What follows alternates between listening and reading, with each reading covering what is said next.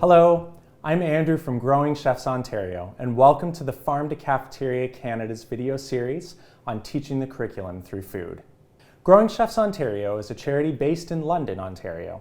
Our mission is to change the way children, youth, families, and the greater community learn about and develop healthy relationships with food.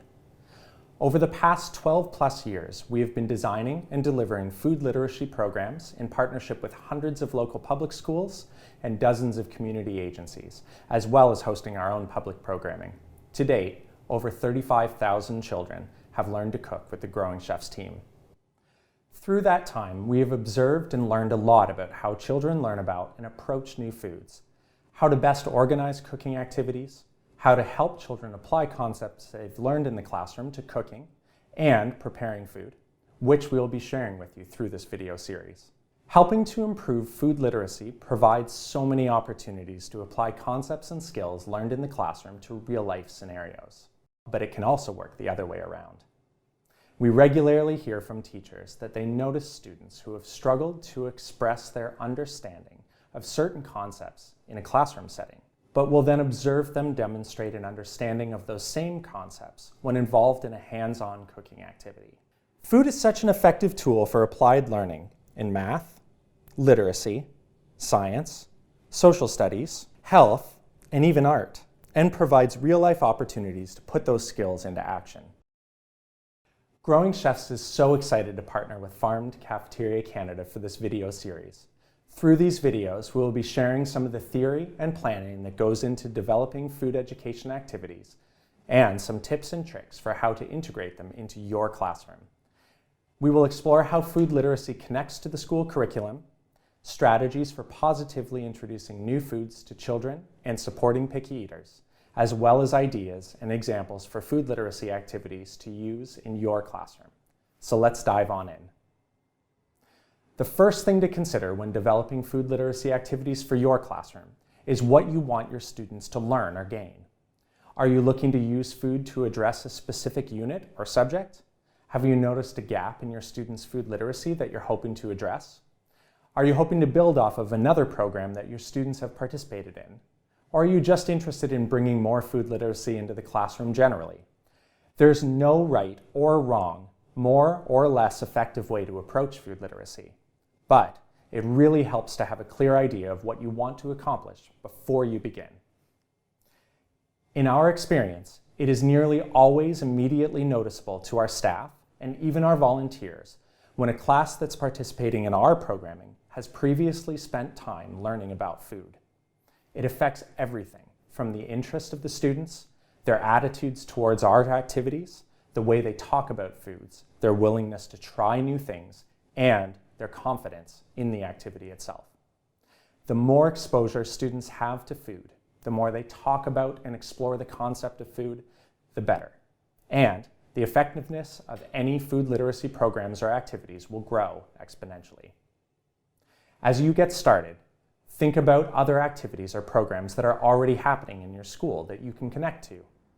Does your school have a salad bar program, a breakfast or snack program, or a school garden? If students have hands-on food experiences using food in school already, you won't have to do too much to help connect what students are gaining from those programs to what they are learning in the classroom. Simply reinforcing and building on existing food experiences in a positive way can be enough to increase food literacy in a variety of areas. Food-themed activities don't actually need to use food to be successful. Just talking about food positively and exposing students to a variety of foods is valuable in building food literacy. When thinking about bringing food into the classroom, food safety considerations are of the utmost importance. Food safety regulations differ by province, so make sure you check in with your local food safety authority and/or your school dietitian when planning a food-based activity where food is consumed. They are an invaluable resource that can help address food safety concerns with your activity. Some beginner food safety tips. Anytime food is handled and consumed by students, ensure everyone washes their hands before participating and throughout the activity. Food preparation must be done in an appropriate space in your school, such as a food-certified kitchen or an area designated for food preparation. If you're going to prepare food in the classroom, Have someone oversee the preparation who has up-to-date food safe handling certification. Food safe certification can be taken online in most provinces and is relatively inexpensive. If you are interested in making food activities in your classroom a consistent thing, you may want to consider taking the certification yourself, which should take less than a day.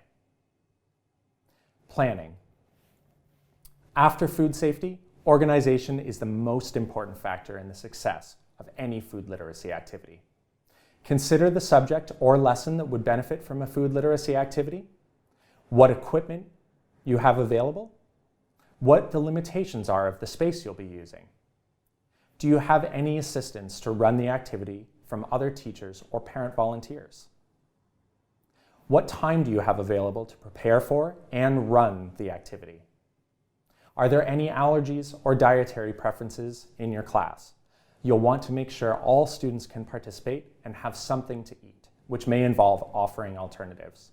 How many students or participants will be involved, as you'll want to adjust activities so that every student has a task. Let parents know that students will be involved in a food-themed lesson involving tasting, which could potentially help you identify some volunteers. But remember, keep the experience positive.